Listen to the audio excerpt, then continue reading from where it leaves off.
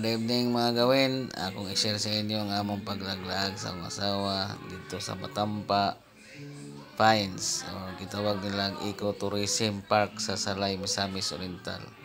So nining dapita makita nato nga nindot kayo ang lugar. So okay kayo ang tanan-awon mga gawin. Linaw kayo, wag nata sa Baguio City mga gawin.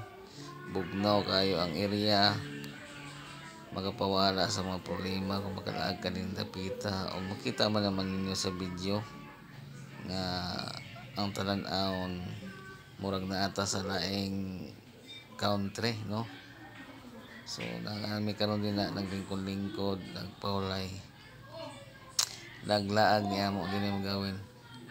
Talagsara kay ning lugar nga maanhian namo tungod kay layo lagi kini. Murag oras pa gikan sa highway, daganon magawin tungod kay ang paingon din dapita medyo risky kayo kay bakilid siya pero simentado ang dalan. So mo may namong mga picture sa mga asawa magawin.